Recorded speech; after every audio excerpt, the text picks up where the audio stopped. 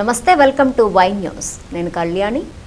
కాకినాడ జిల్లా తొండంగి మండలం కృష్ణాపురంలో ప్రభుత్వ విప్ శ్రీమతి యనమల దివ్య నిర్వహించిన ప్రజా దర్బార్కు విశేష స్పందన లభించింది. ప్రజా వినతులు స్వీకరించిన ఆమె చాలా సమస్యలను అక్కడికక్కడే పరిష్కరించారు. ప్రజలకు జవాబుదారీతనంతో కూడిన సేవలు అందించాలని ఆమె అధికారులను కోరారు.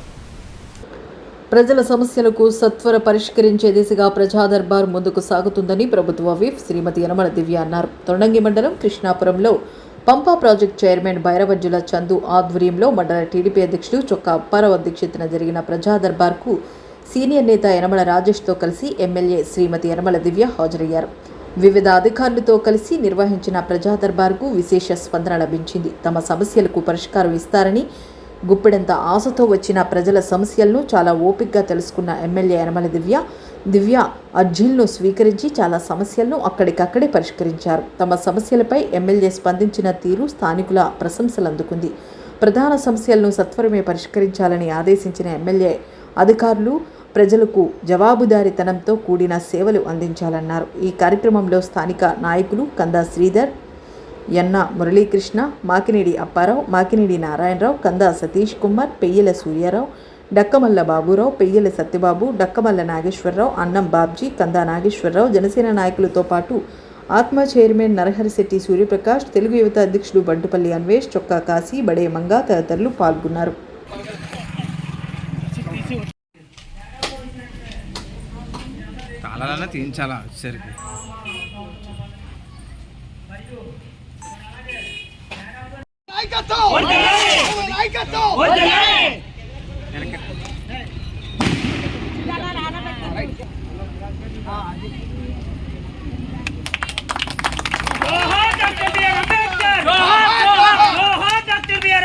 ఆదేశాల మేరకు ఇవాళ ప్రజా దర్బార్ అనేది మీ ఊర్లో కండక్ట్ చేయడం జరిగింది.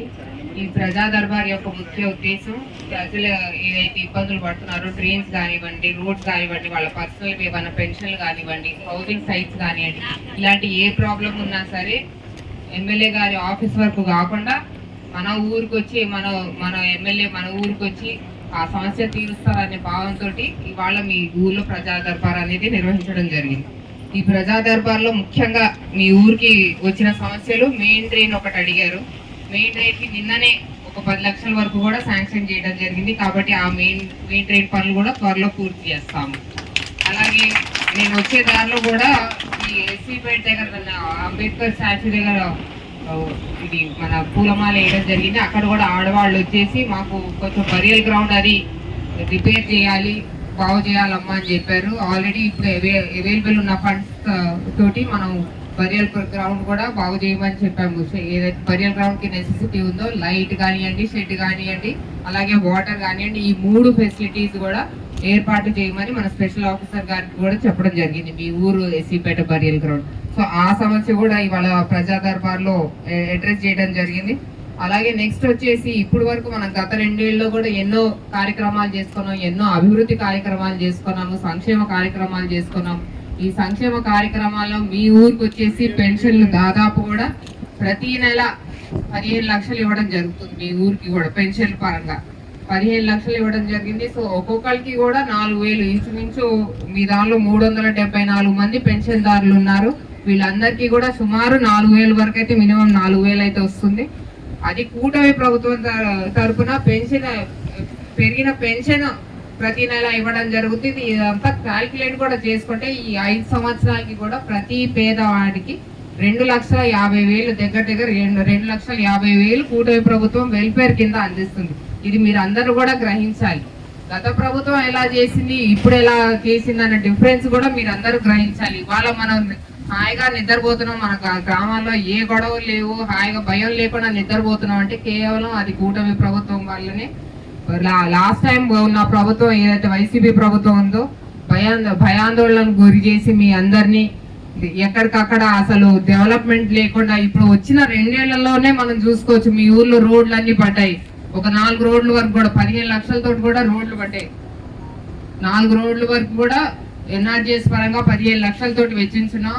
ఇంకో ఫోర్త్ ఫేజ్, 5th ఫేజ్ 30 లక్షలు కూడా ఉన్నాయి. అవి కూడా వచ్చి వాటితో కూడా రోడ్స్ వేస్తాము. అలాగే నెక్స్ట్ జీరామ్జీ వస్తుంది, దాంతో కూడా డబ్బులు మీ ఊరికి కేటాయించి తప్పకుండా మీ ఊరు డెవలప్మెంట్ అనేది చేస్తాం.